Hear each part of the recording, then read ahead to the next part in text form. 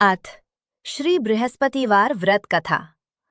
भारतवर्ष में एक प्रतापी और दानी राजा राज्य करता था। वो नित्य गरीबों और ब्राह्मणों की सहायता करता था।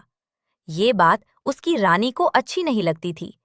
वो ना ही गरीबों को दान देती, ना ही भगवान का पूजन करती थी, और राजा को भी दान देने से मना किया करती थी। एक दिन राजा शिकार खेलने वन को गए हुए थे, तो रानी महल में अकेली थी। उसी समय बृहस्पति देव साधु वेश में राजा के महल में भिक्षा के लिए गए और भिक्षा मांगी। रानी ने भिक्षा देने से इनकार किया और कहा, हे साधु महाराज, मैं तो दान पुण्य से तंग आ गई हूँ। मेरा पति सारा धन लुटाते रहते हैं। मेरी इच्छा है कि हमारा धन नष्ट हो जाए, फिर ना रहेगा बास, ना बजेगी बांसुरी। साधु ने कहा, देवी, तुम तो बड़ी विचित्र हो।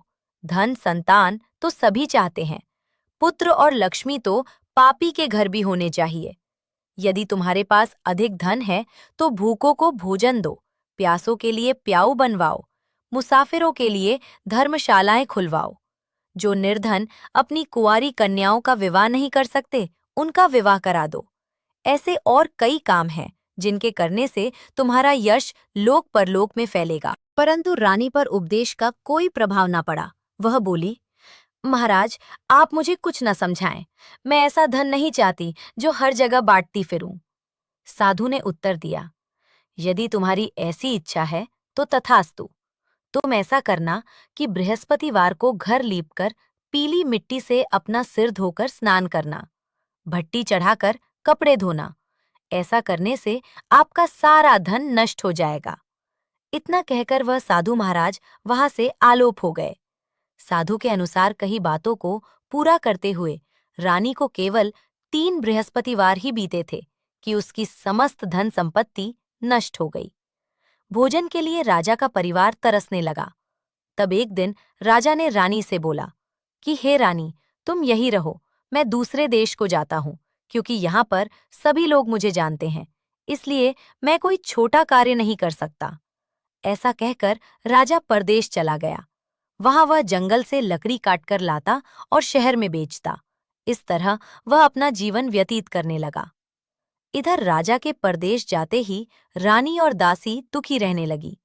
एक बार जब रानी और दासी को 7 दिन तक बिना भोजन के रहना पड़ा, तो रानी ने अपनी दासी से कहा, हे दासी, पास ही के नगर में मेरी बहन रहती है। वो बड़ी धनवान है। तू उसके पास जा और कुछ ले आ, ताकि थोड़ी बहुत गुजर बसर हो जाए। दासी रानी की बहन के पास गई। उस दिन गुरुवार था और रानी की बहन उस समय बृहस्पतिवार व्रत की कथा सुन रही थी। दासी ने रानी की बहन को अपनी रानी का संदेश दिया, लेकिन रानी की बड़ी बहन ने कोई उत्तर नहीं दिया। जब दासी को रानी की बहन से कोई उत्तर नहीं मिला, तो वो बहुत दुखी हुई और उसे क्रोध भी आया। दासी ने वापस आकर रानी को सारी बात बता दी। सुनकर रानी ने अपने भाग्य को कोसा। उधर रानी की बहन ने सोचा कि मेरी बहन की दासी आई थी, परंतु मैं उससे नहीं बोली। इससे वो बहुत दुखी हुई होगी कथा सुनकर। और पूजन समाप्त करके वो अपनी बहन के घर आई और कहने लगी, हे बहन, मैं बृहस्पतिवार का व्रत कर रही थी। तुम्हारी दासी मेरे घर आई थी, परंतु जब तक कथा होती है तब तक ना तो उठते हैं और ना ही बोलते हैं, इसलिए मैं नहीं बोली। कहो दासी, क्यों गई थी? रानी बोली, बहन, तुमसे क्या छिपाऊं, हमारे घर में खाने तक को अनाज नहीं था। ऐसा कहते कहते रानी की आंखें भर आई। उसने दासी समेत पिछले 7 दिनों से भूखे रहने तक की बात अपनी बहन को विस्तार पूर्वक सुना दी। रानी की बहन बोली, देखो बहन, भगवान बृहस्पति देव सबकी मनोकामना को पूर्ण करते हैं। देखो, शायद तुम्हारे घर में अनाज रखा हो। पहले तो रानी को विश्वास नहीं हुआ, पर बहन के आग्रह करने पर उसने अपनी दासी को अंदर भेजा तो उसे सचमुच अनाज से भरा एक घड़ा मिल गया। ये देखकर दासी को बड़ी हैरानी हुई। दासी रानी से कहने लगी, हे रानी, जब हमको भोजन नहीं मिलता तो हम व्रत ही तो करते हैं, इसलिए क्यों न इनसे व्रत और कथा की विधि पूछ ली जाए, ताकि हम भी व्रत कर सकें। तब रानी ने अपनी बहन से बृहस्पतिवार व्रत के बारे में पूछा। तब उसकी बहन ने बताया, बृहस्पतिवार के व्रत में चने की दाल और मुनक्का से विष्णु भगवान का केले की जड़ में पूजन करे तथा दीपक जलाएं। व्रत कथा सुने और पीला भोजन ही करे। इससे बृहस्पति देव प्रसन्न होते हैं। व्रत और पूजन विधि बताकर रानी की बहन अपने घर को लौट गई। 7 दिन के बाद जब गुरुवार आया तो रानी और दासी ने व्रत रखा। घुड़साल में जाकर चना और गुड़ लेकर आईं, फिर उससे केले की जड़ तथा विष्णु भगवान का पूजन किया। अब पीला भोजन कहाँ से आए, इस बात को लेकर दोनों बहुत दुखी थे। चूंकि उन्होंने व्रत रखा था, इसलिए बृहस्पति देव उनसे प्रसन्न थे। वे एक साधारण व्यक्ति का रूप धारण कर 2 थालों में सुंदर पीला भोजन दासी को दे गए। भोजन पाकर दासी प्रसन्न हुई और फिर रानी के साथ मिलकर भोजन ग्रहण किया। उसके बाद वे सभी गुरुवार को व्रत और पूजन करने लगी। बृहस्पति भगवान की कृपा से उनके पास फिर से धन संपत्ति आ गई, परंतु रानी फिर से पहले की तरह आलस्य करने लगी। तब दासी बोली, देखो रानी, तुम पहले भी इस प्रकार आलस्य करती थी। तुम्हें धन रखने में कष्ट होता था, इस कारण सभी धन नष्ट हो गया, और अब जब भगवान बृहस्पति की कृपा से धन मिला है तो तुम्हें फिर से आलस्य होता है। रानी को समझाते हुए दासी कहती है कि बड़ी मुसीबतों के बाद हमने ये धन पाया है, इसलिए हमें दान पुण्य करना चाहिए, भूखे मनुष्यों को भोजन कराना चाहिए और धन को शुभ कार्यों में खर्च करना चाहिए, जिससे तुम्हारे कुल का यश बढ़ेगा, स्वर्ग की प्राप्ति होगी और पितृ प्रसन्न होंगे। दासी की बात मानकर रानी अपना धन शुभ कार्यों में खर्च करने लगी, जिससे पूरे नगर में उसका यश फैलने लगा। एक दिन राजा दुखी होकर जंगल में एक पेड़ के नीचे आसन जमाकर बैठ गया। वह अपनी दशा को याद करके व्याकुल होने लगा। बृहस्पतिवार का दिन था। एकाएक उसने देखा कि निर्जन वन में एक साधु प्रकट हुए। वह साधु वेश में स्वयं बृहस्पति देवता थे। लकड़हारे के सामने आकर बोले, हे लकड़हारे, इस सुनसान जंगल में तू चिंतामग्न क्यों बैठा है? लकड़हारे ने दोनों हाथ जोड़कर प्रणाम किया और उत्तर दिया, महात्मा जी, आप सब कुछ जानते हैं, मैं क्या कहूँ? ये कहकर रोने लगा और साधु को अपनी आत्मकथा सुनाई। महात्मा जी ने कहा, तुम्हारी स्त्री ने बृहस्पति के दिन बृहस्पति भगवान का निरादर किया है, जिसके कारण रुष्ट होकर उन्होंने तुम्हारी ये दशा कर दी। अब तुम चिंता को दूर करके मेरे कहने पर चलो तो तुम्हारे सब कष्ट दूर हो जाएंगे और भगवान पहले से भी अधिक संपत्ति देंगे।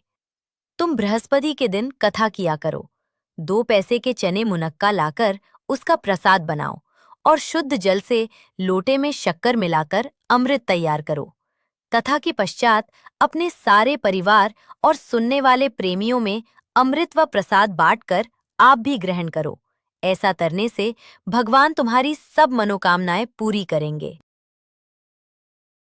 साधु के ऐसे वचन सुनकर लकड़हारा बोला, हे प्रभु, मुझे लकड़ी बेचकर इतना पैसा नहीं मिलता जिससे भोजन के उपरांत कुछ बचा सकूं। मैंने रात्रि में अपनी स्त्री को व्याकुल देखा है। मेरे पास कुछ भी नहीं जिससे मैं उसकी खबर मंगा सकूं। साधु ने कहा, हे लकड़हारे, तुम किसी बात की चिंता मत करो। बृहस्पति के दिन तुम रोजाना की तरह लकड़ियां लेकर शहर को जाओ। तुमको रोज से दुगना धन प्राप्त होगा, जिससे तुम भली भांति भोजन कर लोगे तथा बृहस्पति देव की पूजा का सामान भी आ जाएगा। इतना कहकर साधु अंतर्ध्यान हो गए। धीरे धीरे समय व्यतीत होने पर फिर वही बृहस्पतिवार का दिन आया। लकड़हारा जंगल से लकड़ी काटकर किसी शहर में बेचने गया। उसे उस दिन और दिन से अधिक पैसा मिला।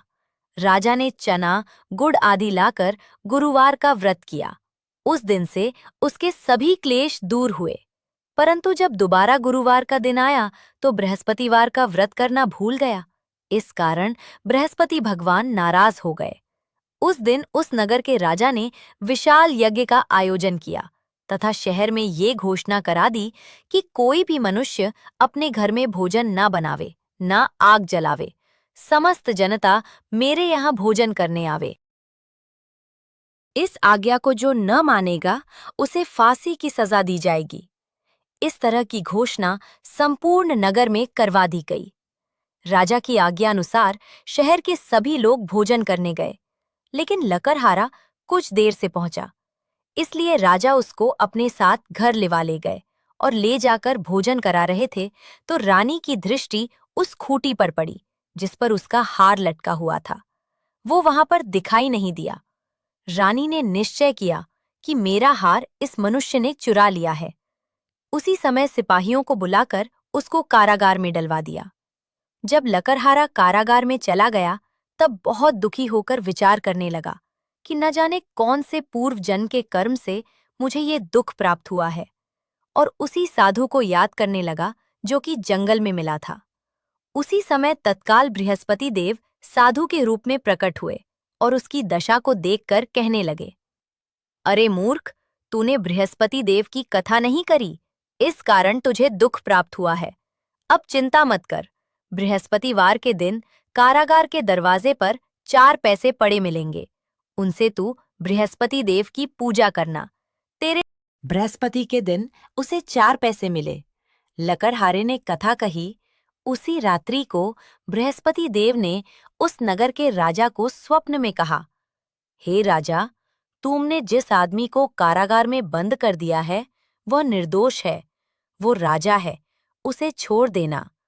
रानी का हार उसी खूंटी पर लटका है। अगर तू ऐसा नहीं करेगा तो मैं तेरे राज्य को नष्ट कर दूंगा। इस तरह रात्रि के स्वप्न को देखकर राजा प्रातःकाल उठा और खूंटी पर हार देखकर लकड़हारे को बुलाकर क्षमा मांगी तथा लकड़हारे को योग्य सुंदर वस्त्र आभूषण देकर विदा कर दिया। बृहस्पति देव की आज्ञा अनुसार लकड़हारा अपने नगर को चल दिया। राजा जब अपने नगर के निकट पहुंचा तो उसे बड़ा आश्चर्य हुआ। नगर में पहले से अधिक बाग, तालाब, कुएं तथा बहुत सी धर्मशाला, मंदिर आदि बन गई हैं। राजा ने पूछा, ये किसका बाग और धर्मशाला है? तब नगर के सब लोग कहने लगे, ये सब रानी और बांदी के हैं। तो राजा को आश्चर्य हुआ और गुस्सा भी आया। जब रानी ने ये खबर सुनी कि राजा आ रहे हैं तो उन्होंने बादी से कहा कि हे दासी, देख, राजा हमको कितनी बुरी हालत में छोड़ गए थे। हमारी ऐसी हालत देखकर वो लौट ना जाएं, इसलिए तू दरवाजे पर खड़ी हो जा। आज्ञा अनुसार दासी दरवाजे पर खड़ी हो गई। राजा आए तो उन्हें अपने साथ लिवा लाई। तब राजा ने क्रोध करके अपनी रानी से पूछा कि ये धन तुम्हें कैसे प्राप्त हुआ है? तब उन्होंने कहा, हमें ये सब धन बृहस्पति देव के इस व्रत के प्रभाव से प्राप्त हुआ है।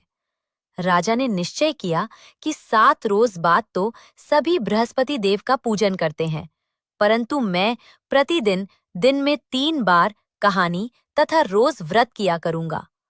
अब हर समय राजा के दुपट्टे में चने की दाल बधी रहती तथा दिन में 3 बार कहानी कहता। एक रोज राजा ने विचार किया कि चलो अपनी बहन के यहाँ हो आवे। इस तरह निश्चय कर राजा घोड़े पर सवार हो अपनी बहन के यहाँ को चलने लगा। मार्ग में उसने देखा कि कुछ आदमी एक मुर्दे को लिए जा रहे हैं। उन्हें रोककर राजा कहने लगा, अरे भाइयों, मेरी बृहस्पति देव की कथा सुन लो। वे बोले, लो, हमारा तो आदमी मर गया है, इसको अपनी कथा की पड़ी है।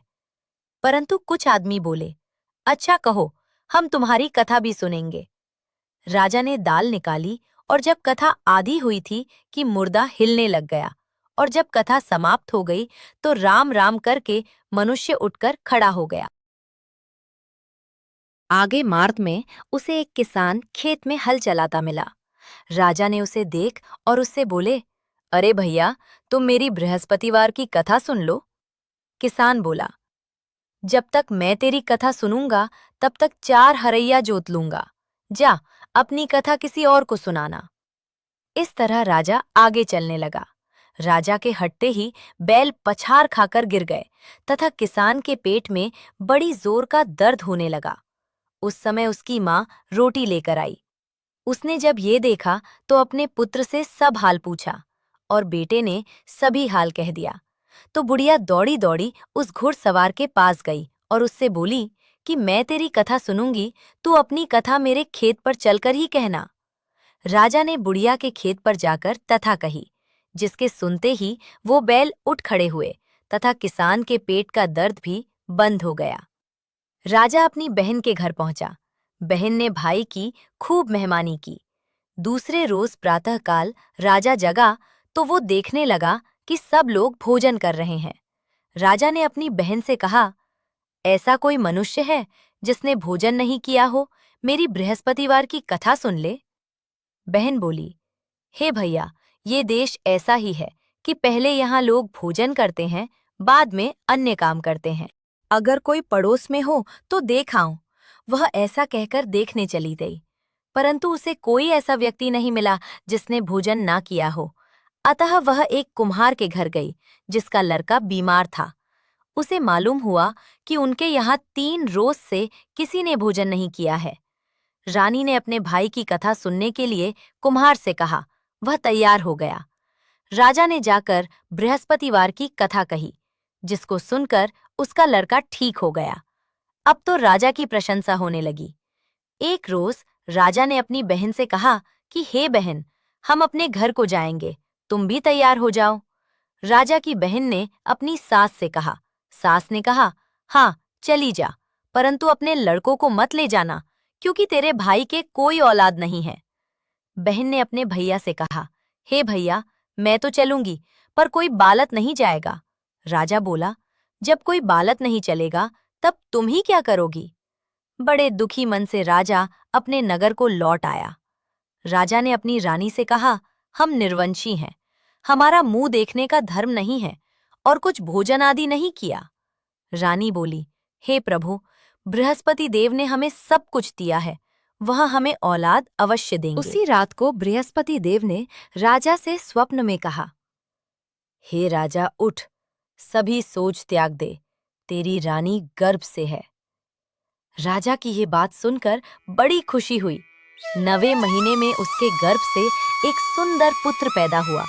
तब राजा बोला, हे रानी, स्त्री बिना भोजन के रह सकती है, पर बिना कहे नहीं रह सकती। जब मेरी बहन आवे तुम उससे कुछ कहना मत। रानी ने सुनकर हाँ कर दिया। जब राजा की बहन ने ये शुभ समाचार सुना तो वह बहुत खुश हुई तथा बधाई लेकर अपने भाई के यहाँ आई। तभी रानी ने कहा, घोड़ा चढ़कर तो नहीं आई, गधा चढ़ी आई। राजा की बहन बोली, भाभी, मैं इस प्रकार न कहती तो तुम्हें औलाद कैसे मिलती? बृहस्पति देव ऐसे ही हैं, जैसी जिसके मन में कामनाएं हैं सभी को पूर्ण करते हैं। जो सद्भावना पूर्वक बृहस्पतिवार का व्रत करता है एवं कथा पढ़ता है अथवा सुनता है, दूसरों को सुनाता है, बृहस्पति देव उसकी सभी मनोकामना पूर्ण करते हैं। भगवान बृहस्पति देव उसकी सदैव रक्षा करते हैं। संसार में जो मनुष्य सद्भावना से भगवान जी का पूजन व्रत सच्चे हृदय से करते हैं तो उनकी सभी मनोकामनाएं पूर्ण करते हैं। बोलो बृहस्पति देव की जय, भगवान विष्णु की जय।